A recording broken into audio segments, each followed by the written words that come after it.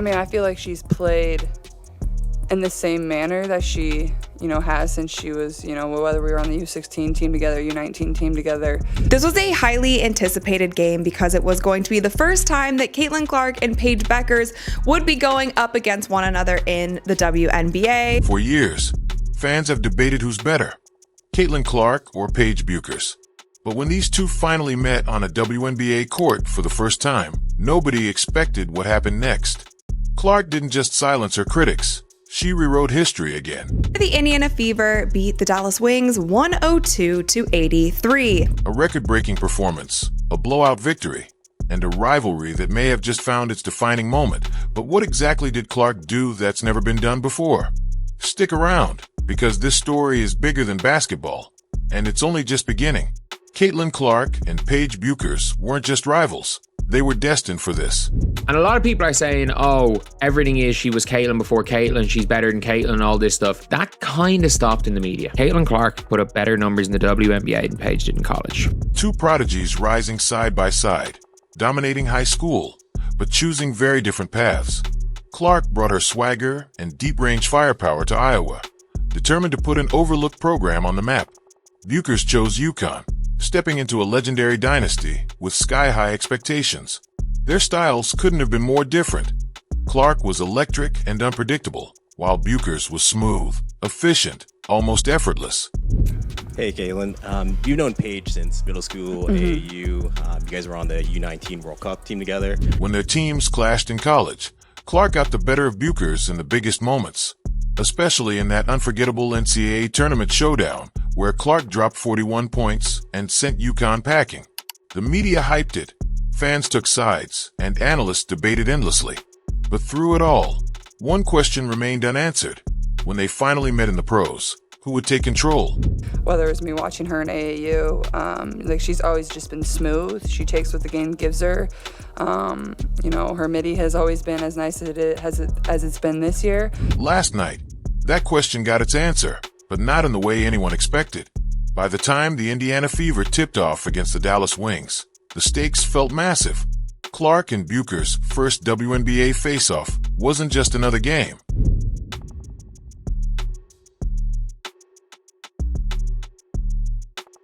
It was the matchup everyone had circled on their calendars. National television picked it up. Social media was buzzing, and every critic was watching to see who would shine. The Fever weren't exactly riding a wave of momentum either. They had just dropped games they were supposed to win, and questions about chemistry, leadership, and coaching were everywhere. Clark herself admitted the team couldn't seem to string together consistent performances. One good game, one bad game, repeat. She just plays way older than she is. Meanwhile, Bueckers was quietly finding her footing in Dallas, proving she could hold her own as a pro. The narrative was set.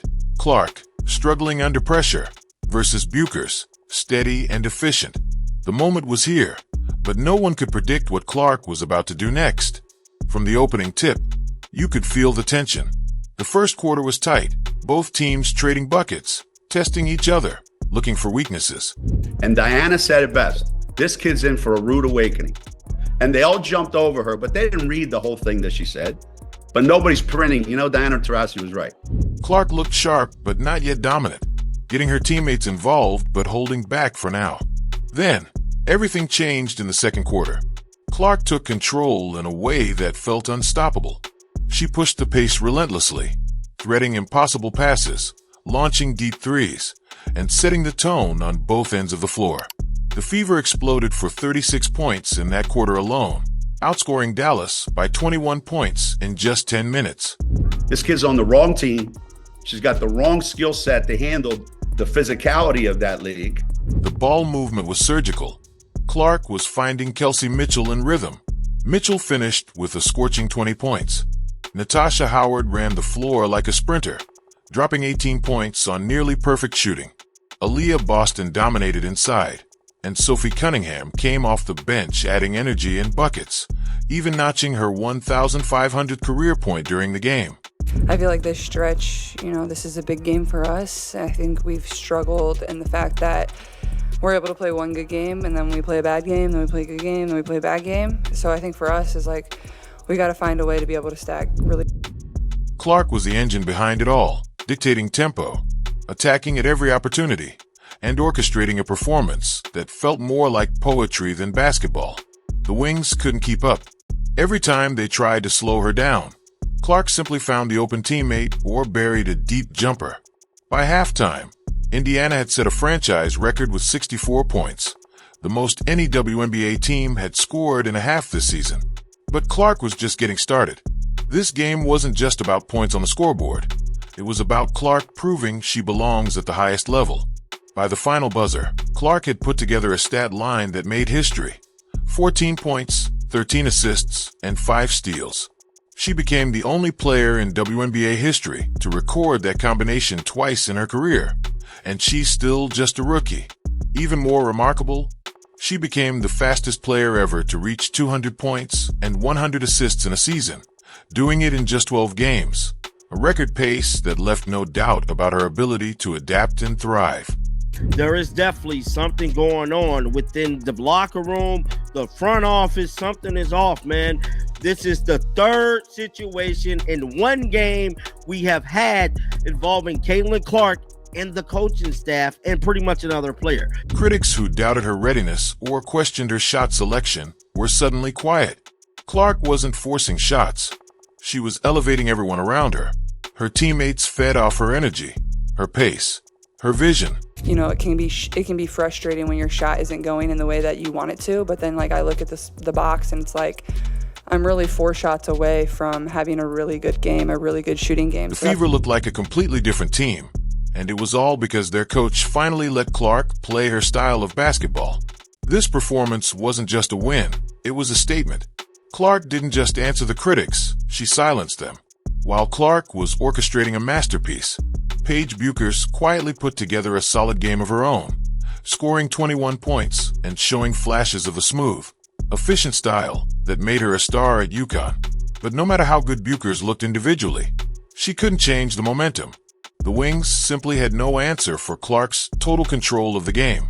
Even one of Dallas' top players, Eriko Gunbol, was completely shut down, held to 0 of 10 shooting and just 2 points, her worst performance of the season. Clark's defensive intensity and the Fever's relentless pace overwhelmed the Wings at every turn. Lee Aru the other night had a season-high 18 points. Here's Boston turning the corner. Dishing to Hull. Extra feed Clark. A deep 3. You bet! This wasn't just Clark outperforming Bueckers. It was Clark exposing the gap between a solid performance and complete domination. The rivalry took a sharp turn that night, with Clark not just winning the matchup, but redefining what it means to take over a game at the pro level. In the days leading up to this game, excitement reached a fever pitch. Sports networks dedicated entire segments to breaking down every angle. Clark's deep shooting range versus Bueckers' silky mid-range, their vastly different paths to stardom, and the stakes of their first professional meeting. Even casual sports fans were pulled in as commentators, declared this matchup a passing of the torch moment for women's basketball. Headlines asked, who will emerge as the face of the league? Meanwhile, social media exploded with highlight reels of their past clashes and predictions about who would steal the show. This wasn't just pregame hype. It became a cultural event, dominating conversations online and on air alike, with national networks picking up the game, knowing that this rivalry was pure ratings gold. While the outside world debated whether she could handle the pressure, Caitlin Clark quietly locked in behind the scenes. She took a page from Steph Curry's playbook, reminding herself that even the best shooters go through slumps. Reports emerged that she'd been watching film, not just of her own struggles, but of great players battling out of rough patches. Here's Clark being hawked by Isaiah James. Clark sidestepping 3 is good. Her message to herself and her teammates was simple but powerful. The best go through this. Trust your work. Off the court, she remained grounded, keeping her private life balanced, enjoying quiet moments with family and friends while deflecting distractions. Her mental preparation was just as intense as her physical one. Heading into this game, Clark wasn't just looking to perform well. She was determined to answer every critic and prove she was ready to lead at the pro level. Indiana's locker room hadn't exactly been a happy place before this matchup. Players were frustrated by inconsistent rotations, lineup changes, and unclear roles. Chemistry was lacking, and so was confidence. But before tip-off, something changed. Clark reportedly addressed the team directly, encouraging them to embrace a faster, freer style of play and trust one another on the fast break. Practices that week reflected that shift. More energy, more urgency, and far fewer missed assignments. By the time game day arrived, the Fever finally looked unified. That locker room reset translated immediately on the court. Players cut harder, passed faster, and played for one another in a way that had been missing all season. The change wasn't just tactical, it was emotional, and Clark's leadership was at the center of it. Clark is known for her offense, but on this night, her defense was just as impactful. She didn't merely play solid positional defense. She became disruptive, jumping passing lanes and anticipating Dallas plays before they developed. Her 5 steals weren't by accident.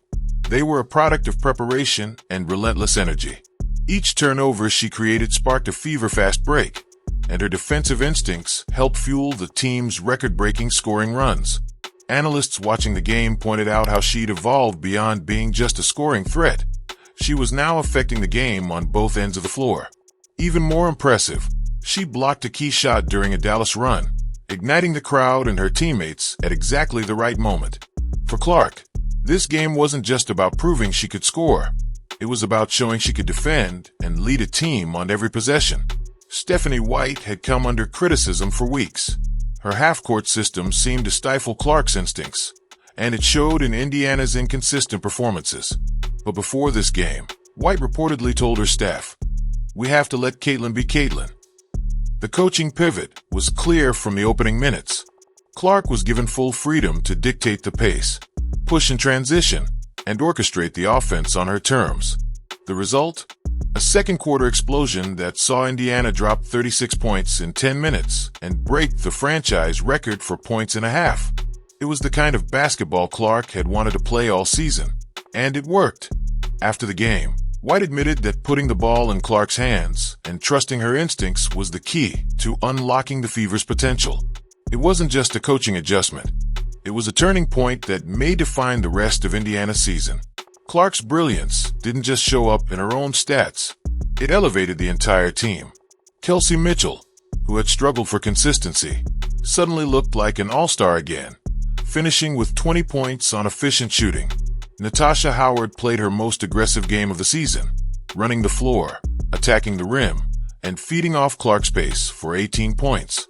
Aaliyah Boston dominated the paint, finishing easy looks created by Clark's drives and passes.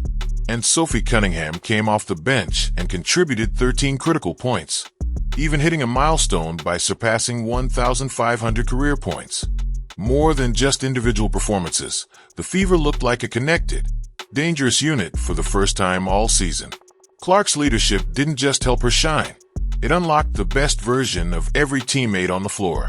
Paige Bueckers wasn't invisible in this game. She played well, scoring 21 points on efficient shooting, adding rebounds, assists, and even a couple of steals.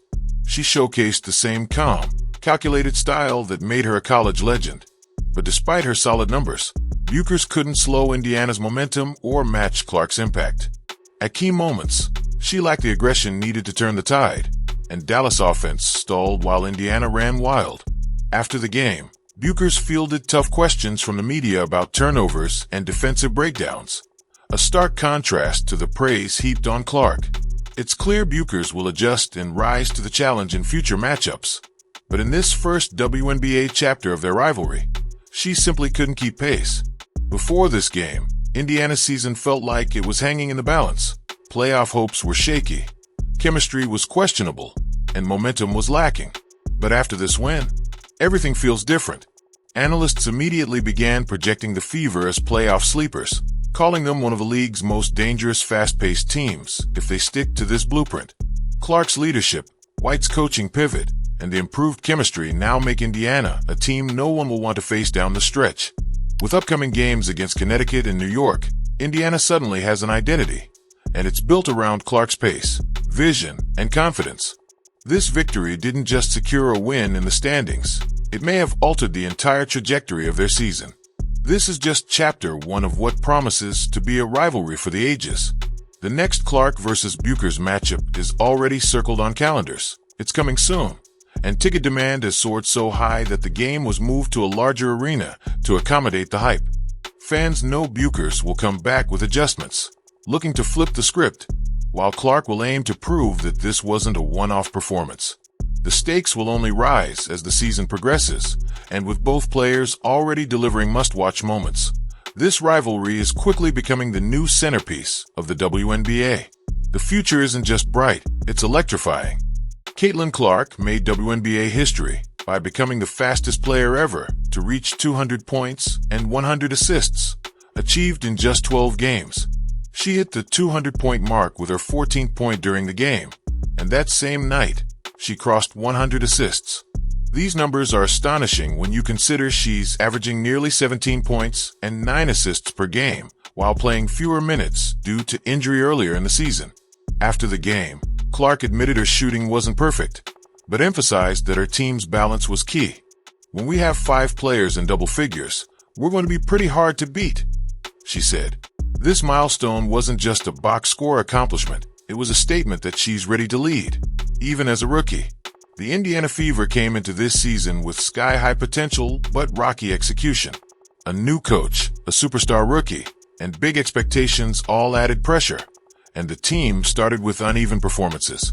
Injuries, veterans leaving mid-season, and lack of chemistry left them hovering around a .500 record. But this game changed that tone dramatically. Indiana set a franchise record with 64 points in the first half, a league high this season, and tied their franchise record with 30 assists. For a team that had struggled with consistency, this felt like a breakthrough. It wasn't just a good win. It looked like a team finally finding its identity, built around Clark's vision, tempo, and style. Ari McDonald has quietly become a key figure in Indiana's backcourt. When Clark missed time earlier in the season, McDonald's energy kept the offense afloat. But this game showed how well they can work together. Early in the second quarter, McDonald hit a momentum-shifting three-pointer that sparked Indiana's 36-point explosion. She doesn't always fill up the stat sheet, but her defense, movement without the ball, and ability to complement Clark's pace made her presence felt. If they continue developing chemistry, the Fever could have one of the most dynamic guard duos in the league, a serious advantage as the playoff race heats up. Clark wasn't just selected for the All-Star game. She was voted as an Eastern Conference captain, earning more fan votes than any player in WNBA history. That's not just popularity. It's a reflection of how quickly she's resonated with fans and the league. In her post-game interviews after this win, Clark consistently deflected praise back to her teammates, emphasizing team defense and unselfish play over her individual stats. That leadership tone is rare for a rookie and shows a maturity that extends beyond her years. Her voice in the locker room, combined with her on-court impact, is setting her apart as not just a star, but a leader Indiana can build around long-term. That second quarter wasn't just a hot streak, it was a masterclass. Indiana shot an incredible 16 for 21 from the field, including a 33-9 run that completely flipped the game's momentum. Natasha Howard and Aaliyah Boston dominated the paint, combining for 17 points during the quarter, while Clark orchestrated the offense with quick decisions and perfect reads. Kelsey Mitchell, riding the wave of momentum, extended her scoring streak with clutch baskets. What started as a close contest became a showcase of Indiana's potential when everything clicks. The pace, the ball movement, and the intensity during that stretch made the Fever look like a championship-caliber team, and they never looked back. While the offense got most of the attention, Indiana's defense told an even more compelling story. In that same dominant second quarter, they held Dallas to just 15 points, forcing turnover after turnover. Eriko Gunbowl, one of the Wings' best scorers, was shut down completely, finishing 0 for 10 from the field. Paige Bueckers also struggled under pressure, turning the ball over 4 times. Clark's 5 steals weren't just opportunistic, they reflected a deliberate defensive game plan where the Fever anticipated passes and swarmed driving lanes. For the first time all season, Indiana's defense didn't just support the offense. It helped drive the offense, turning stops into fast break points and controlling the game's tempo from both ends of the floor. This was the head-to-head everyone wanted, and while both players showed flashes of brilliance, Clark was the one who took control. Her 14-point, 13-assist, 5-steal stat line placed her in rare company, echoing historic performances from past WNBA stars. She led every phase of the game, scoring, facilitating, and defending. By contrast, Bueckers played well individually, scoring 21 points efficiently, but couldn't swing the game's momentum or rally her team when Indiana took over. Afterward, Bueckers handled the media with grace, acknowledging mistakes and vowing to improve. But there was no question who won this round. In this first WNBA chapter of their rivalry, Clark didn't just outperform Bueckers. She made a statement about who's ready to define this next era. This game didn't happen in a vacuum. It took place during MLB's All-Star break, a traditionally quieter period for sports fans. Yet Clark versus Bueckers not only grabbed attention, it dominated it. Social media erupted with highlight clips, memes, and praise. Hashtags related to the game trended across platforms, and national networks devoted segments to analyzing the rivalry. The buzz wasn't just online. Ticket demand skyrocketed, prompting a venue change for their next matchup. Clark's influence is reaching beyond just basketball fans. She's attracting new audiences to the WNBA and giving the league fresh visibility at a critical moment. This wasn't just a game. It was a cultural milestone for women's sports. By the final buzzer, it was clear. This wasn't just another regular season win for Indiana. It was a turning point. Clark had answered every question about whether her college game could translate to the pros, and she did it with a performance that rewrote the record books. The Fever didn't just play well. They finally looked like a team built around their star strengths. And the timing couldn't be better. With tough road games coming up against Connecticut and New York, Indiana suddenly looks like a dangerous, fast-paced contender. Exactly the team fans hoped they could become when they drafted Clark. As for the rivalry, it's only heating up. Clark versus Bueckers is far from over, but this first chapter belongs entirely to Clark.